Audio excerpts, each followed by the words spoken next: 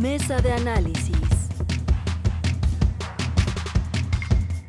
Bueno, al análisis hay que llevar el asunto de los programas sociales a la Constitución, el tema de la economía y el momento que estamos viviendo. Alfredo, ¿cómo ves las cosas? Con mucha atención, el programa, la mesa de debate que tenías previamente, que me ha parecido extraordinaria, sobre todo en términos de la discusión de qué nos está pasando económicamente en el país. Hay un momento que debe reconsiderarse, me parece, con toda claridad, no solamente en México, sino en muchos países del mundo. El tema del coronavirus ha generado temas relevantes en países, por ejemplo. Alfredo, te voy a interrumpir un segundito, perdóname, te voy a interrumpir. Es que ¿sabes qué? No se escucha muy bien. Le voy a pedir a la producción a ver si podemos arreglar el audio para que entonces se escuche mejor. Creo que desde tu computadora no estamos registrando bien tu voz. Entonces, o una de dos, o te acercas un poco más o te marcamos por teléfono y entonces que tu voz entre por teléfono y tu imagen por Skype.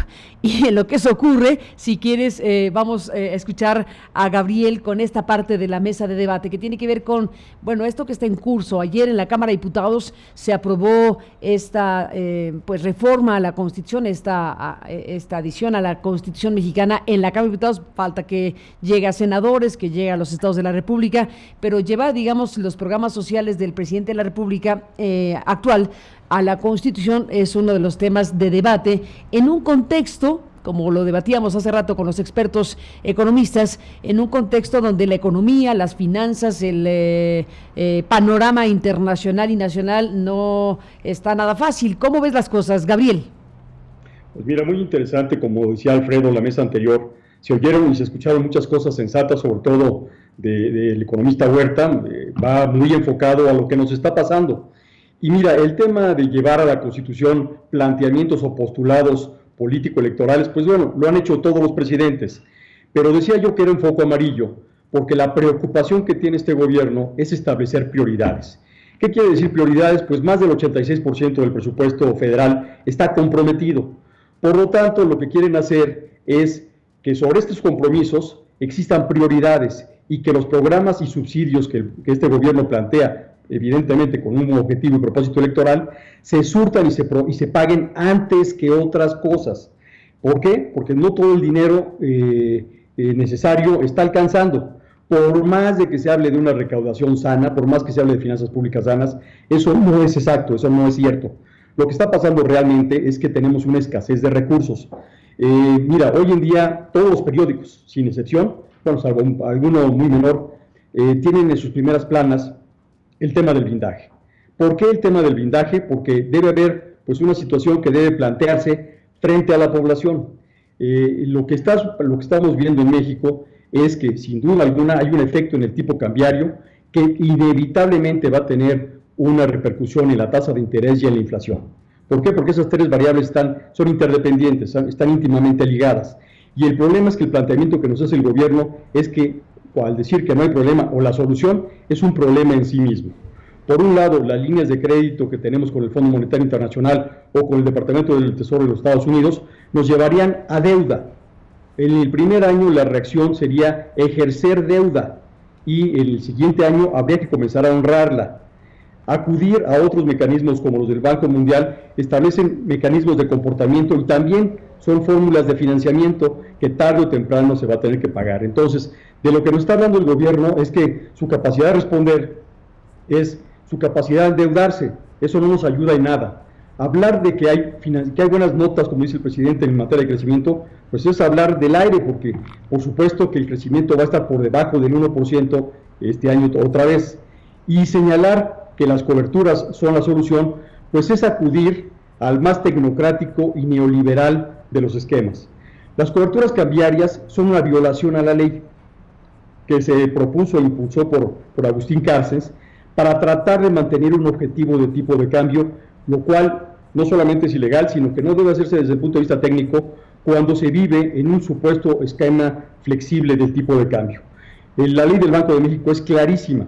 La reserva de activos internacionales solamente sirve para establecer un equilibrio entre o los desbalances que pueden darse entre los ingresos y los egresos cambiarios. No sirve para mantener una noción o una fijación de tipo de cambio ideal para la política pública o para los políticos. En ese sentido, el banco, cuando un servidor trabajó en el Banco de México, me encargaba yo en la parte jurídica de revisar las coberturas cambiarias, y el principal problema de las coberturas cambiarias es que en un año son un alivio, pero al siguiente año se convierten en un dolor de cabeza. Primero, porque cuestan más si es que están disponibles, y segundo, porque lo que van anunciando es un mercado inestable, un mercado en el que hay que estar sufragando lo que supuestamente iba a ser un ingreso público. Carmen, lo que pasa con las coberturas cambiarias, que no son más que un seguro, es que cuando emerge el problema, pues el seguro el año que entra va a ser más caro si es que está disponible. Y repito, este programa de coberturas cambiarias violenta abiertamente el artículo 18 de la Ley del Banco de México, que no permite que se haga un uso político de las reservas de activos internacionales. Lo cual nos queda que la única fuente real para atender o reaccionar ante esta situación, pues es el Fondo de Estabilización, esos 150,000 millones de pesos que le dejaron al presidente de la República las 3 administraciones anteriores. Es decir, lo único que realmente puede establecer un mecanismo de reacción frente a lo que está pasando es un fondo de estabilización acumulado durante las pasadas administraciones. Los 10,000 millones de dólares que se acumularon este año o el año pasado en la reserva de activos internacionales, pues es apuradamente un porcentaje, una fracción muy menor de esta reserva de activos internacionales, que repito, no debiera de usarse para mantener una imagen política del tipo de cambio. Como dijo Huerta hace un ratito, lo más importante del tipo de cambio es que este sea competitivo, no que tenga un nivel ideal o un nivel políticamente aceptable. ¿Cuándo es competitivo un tipo de cambio? Cuando realmente responde a su economía. ¿Qué estaba pasando con un tipo de cambio de 18 pesos? Pues que México perdía competitividad frente a los Estados Unidos, porque era muy caro para el comercio exterior, era muy caro y nos quitaba oportunidades. Este ajuste que se está dando en el tipo de cambio tiene también algunas ventajas, claro, por supuesto tiene una repercusión social, política muy relevante, pero lo más importante del tipo de cambio no es una imagen ideal o un número mágico, sino que el tipo de cambio sea competitivo, y sin duda alguna lo que no ha sido el tipo de cambio el año pasado fue ser competitivo. Entonces, Carmen, cuando se llevan los programas sociales a la Constitución, lo que se quiere establecer es una prioridad de estos programas sociales de la Federación sobre otros gastos que posiblemente vayan a dejar de sufragarse en tiempo y forma, particularmente las participaciones. Entonces, lo que va a ser muy importante es si una vez más las entidades federativas van a aprobar una reforma constitucional que evidentemente no establece ni prevé las salvaguardas necesarias para que sus participaciones se preserven, es decir, para que la operación de los gobiernos en estados y municipios se lleve a cabo. Bien lo dijo Muñoz Ledo, el problema aquí es un problema de acotamientos, es un problema de reservas que deben hacerse a esta modificación constitucional, que debe decir que son importantes los programas sociales del gobierno federal, pero también lo son los de los estados y municipios. Vamos a ver cuál es la reacción de los congresos estatales, Carmen. ¿Qué dices, Alfredo Figueroa? Regresamos contigo. Bueno, espero que ahora sí se escuche mejor, Carmen. Ahora sí te oímos. Ahora me escuchan, qué bueno, me da mucho gusto. El primer asunto vinculado al tema de los programas sociales llevados a la Constitución, mira, me parece que tienen lamentablemente toda una dimensión muy vinculada a la propaganda. Es decir, muchas de las cosas que están planteándose en la Constitución, me refiero particularmente al artículo 4, que es además un artículo de derechos progresivos, habla de que la salud será atendida de manera progresiva. En fin, son aspectos que están considerados en la propia Constitución con una lectura puntual. Quizá el tema de que no podrá haber una disminución de los recursos sea el tema, digamos, de carácter más relevante. Creo que tiene una buena dosis de un acto político, de un acto simbólico, de algo que está escrito en la Constitución de la República desde hace mucho tiempo y que efectivamente no se cumple. La pregunta que tenemos que formularnos en relación a los propios programas sociales de esta administración es ¿en qué medida esos programas están siendo, digamos, eficaces? ¿Qué evaluaciones tenemos de ellos? Si efectivamente está habiendo una disminución de la desigualdad en la población, si se están atendiendo, digamos, los problemas esenciales. Este presidente, este gobierno, ha hablado de atender las causas que provocan, entre otras cosas, el tamaño de desigualdad que tenemos. Bueno, con la implementación de estos programas sociales, ¿qué tanto estamos modificando, digamos, las circunstancias del país? Y esto está, de manera muy clara, vinculado con el tema de la economía y del modelo económico. Se decía, y hemos dicho aquí en otras ocasiones, que yo no advierto un cambio de política ni de modelo económico en el país. Estamos, digamos, todas las mañanas escuchando una perorata contra el neoliberalismo, contra el pasado, contra todas estas prácticas económicas que se dice trajeron la corrupción, y yo estoy de acuerdo que buena parte de esas prácticas lo trajeron y que buena parte de un modelo económico privilegió la ausencia de inversión y que, digamos, la desigualdad no es inventada, es real de lo que ha pasado en los últimos 30 años en el país. Bueno, dicho eso, la pregunta es, ¿y qué se está oponiendo a ese proyecto, digamos, de carácter neoliberal? Me parece que se están restando capacidades al Estado mexicano, capacidades justamente para la generación de empleos, que es el centro mismo del desarrollo posible económico. No habrá condiciones de mejora en la vida de las personas en la medida en que no tengamos un desarrollo en términos laborales muy importante en el país. Y desde luego seguimos teniendo una relación con la iniciativa privada, yo diría que aún peor, digamos, que es la que se mantenía en el pasado, porque hay un plano de absoluta desconfianza, digamos, en términos de la inversión. En un país como el nuestro, con el modelo económico que hemos tenido, es necesario ejercer un proceso de transición de modelo. Desde luego tampoco se puede de un día para otro hacer una modificación radical, pero sí ir dando los pasos que son indispensables para la inversión pública y la inversión privada. Los empresarios siguen estando cerca del presidente, van algunos de ellos a cenar a Palacio y a comprar boletos de avión, pero la pregunta es en qué medida se está invirtiendo, en qué proporción se está invirtiendo en el país y cómo se está pensando el desarrollo en términos de crecimiento económico en México. Esto no está ocurriendo, no están ocurriendo, digamos, los aspectos esenciales que una nueva política de carácter fiscal, sí vinculada a enfrentar la evasión fiscal en el país, a tener una mayor recaudación, pero también estamos frente a una circunstancia de no inversión pública, en aquello que puede generar empleos duraderos.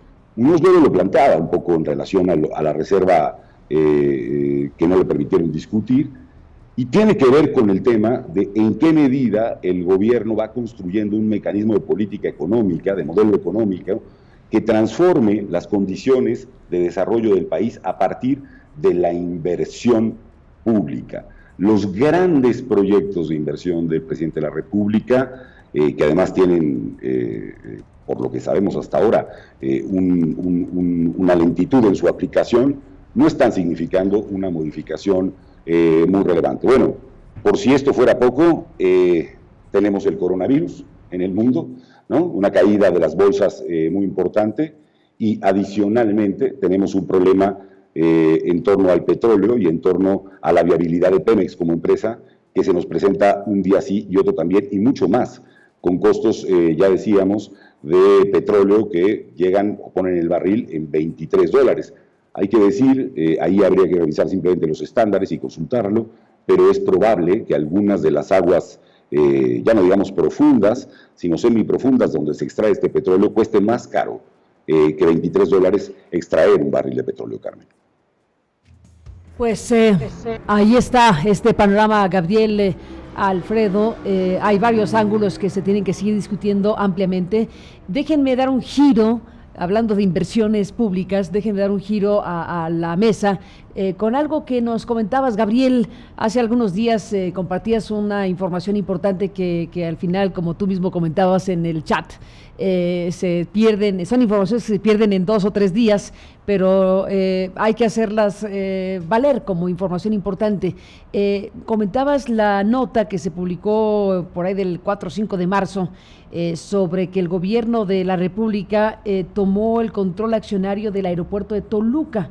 un asunto que pues se tiene que analizar. El alcance de esta información ciertamente no adquirió demasiada relevancia en el debate público nacional por tantos temas y asuntos relevantes, pero estamos con la información, por ejemplo, lo que publica Roberto Valadez de Milenio el 4 de marzo, donde anuncia que el gobierno de López Obrador adquirió el 49% de las acciones que pertenecían ni más ni menos que a la firma Aleática, antes OHL. ¿Cómo es esto? ¿Qué sabemos del tema, Gabriel? Pues mira, por lo pronto lo que sabemos es que primero el proyecto del Aeropuerto Internacional de Toluca se dio en condiciones con mucha opacidad, muy oscuras. ¿Por qué? Desde la adquisición de los terrenos existen señalamientos muy graves de la forma en la cual se compraron esos terrenos. Cuando aún el después presidente Peña Nieto formaba parte de la administración de Arturo Montiel. Después, como gobernador, impulsó también el crecimiento de este proyecto y son muchos los personajes allegados a él que participan en la adquisición de los terrenos. Posteriormente, se da un proceso de consolidación de empresas que manejan lo que se conoce como los FBOs, que son estas empresas que administran las llegadas y salidas de pasajeros del aeropuerto, de personas también muy cercanas al grupo del Estado de México. Pero posteriormente, toda esta inversión, todo este esfuerzo que hace el grupo Atlacomulco, se concentra a través de una sola empresa. Y esta empresa es OHL, que no es otra cosa más que Aleática. Y fíjate, Carmen, cómo de manera gratuita o graciosa, el ASA y todos los organismos que tienen relación con el gobierno federal en materia de operación aeronáutica, pues lo que hacen es contribuir a que la inversión del 49% de OHL se convierta en una inversión muy importante. Es decir, las cantidades que invirtió OHL en este proyecto no son de la relevancia como las que llegó a tener gracias a la inversión pública estatal y a la inversión pública federal que se hicieron en el Aeropuerto Internacional de Toluca. De forma que el gobierno federal llegó a ser el 51% y Aleática, hoy HOL antes, el 49%. Ahora, en lo oscurito, tras bambalinas, se llega a un acuerdo que no se ha revelado ni en cuanto a montos, ni en cuanto a estructura, ni en cuanto a mecanismos de evaluación. ¿Qué quiere señalar la nota que de alguna manera se quedó en la nada o en la oscuridad hace algunos días? Pues que parece ser que ese pacto que se dice que no existe con Enrique Peña Nieto sigue teniendo consecuencias y efectos hoy en día. Sigue teniendo consecuencias porque OHL, lejos de ser cuestionada por los incumplimientos que tuvo en las inversiones y en los proyectos, por las deficiencias de las obras y actividades que llevó a cabo en el aeropuerto de Toluca, es premiada con una compra del 49%, con una evaluación que nadie conoce, con recursos que salieron de un presupuesto que no está claro, porque no aparecen en las partidas de la Secretaría de Comunicaciones y Transportes Federal, una partida o una subpartida clara que le permita hacer este rescate, entre comillas, del aeropuerto de Toluca. Entonces, sin duda alguna, forma parte de un gran proyecto.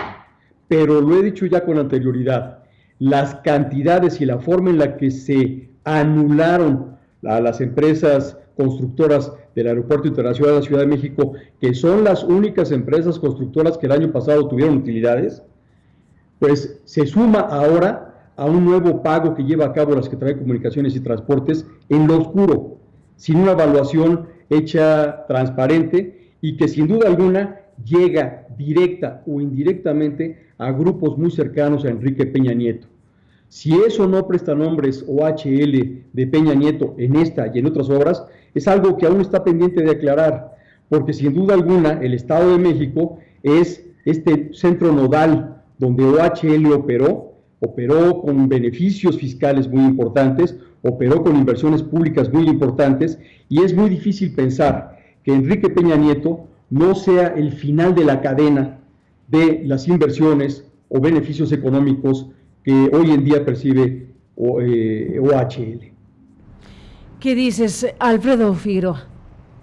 Bueno, yo creo que Gabriel da en el clavo en relación a un punto que del que no tenemos conocimiento, que es el tema de no sabemos cuál fue la evaluación que se hizo del aeropuerto de Toluca, que pertenecía a OHL. Es decir, la compra de este porcentaje de 49%, que pertenecía a antes OHL, hoy Aleática, hasta donde entiendo, no ha tenido, digamos, la visibilidad y además la transparencia de saber por cuánto se ha evaluado ese aeropuerto. Ya hemos visto, Carmen, que justamente en otros asuntos vinculados justamente al caso Lozoya y a todo lo que tiene que ver con Fertinal y otros casos, el asunto asociado a las valuaciones que hacemos o que hace el Estado mexicano para establecer una determinada compra o un determinado rescate, resultan definitivas para saber si la inversión pública que se ha realizado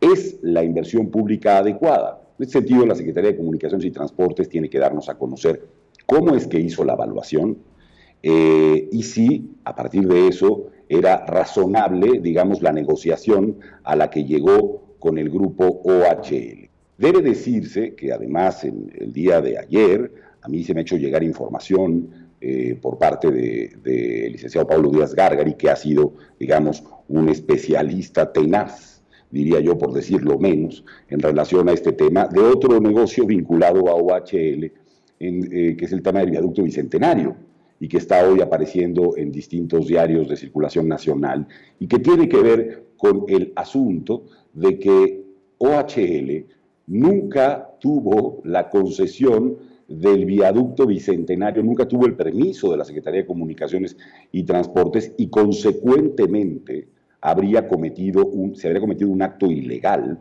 por el entonces secretario de Comunicaciones y Transportes del Estado de México al permitir indebidamente que se hicieran cobros sin permiso en ese viaducto. El tema es importante, Carmen, porque evidentemente está asociado a todo el esquema de este capítulo ominoso de la historia política reciente, vinculado esencialmente al PRI, aunque no solo, de OHL financiando posiblemente campañas electorales en México, en España, vinculado a una red de corrupción muy asociada a lo que pasó en el Estado de México y en torno al cual aún tenemos elementos por conocer. Hemos visto que el gobierno de la República ha mantenido esta relación, este vínculo en el caso de Toluca, y por otro lado estamos conociendo de un asunto que sería de extrema gravedad, que es el hecho de que ilegalmente se haya construido, cobrado, en fin, una vialidad que se utiliza todos los días en el país. Creo que en este sentido es fundamental tener elementos de transparencia y otra vez insistir nuevamente en que en la medida en que las fiscalías, hablando en plural, no presenten una investigación integral de todo lo que representa OHL, estaremos o distaremos de ser capaces de atajar la impunidad campeante que ha privado en México en los últimos años. Pues ahí está este panorama, estas preguntas, este señalamiento sobre esta transacción, sobre esta operación, digámoslo así, que bueno, no puede pasar desapercibida, como se puede apreciar, es de enorme importancia. Pues sigamos hablando, Gabriel, Alfredo, gracias como siempre por estar esta mañana de miércoles. Ahí quedan los temas abiertos para seguirse discutiendo. Gracias y muy buenos días a los dos. Un buen día, un saludo. Buenos días. Abrazo. Saludos a los dos, gracias por estar aquí esta mañana.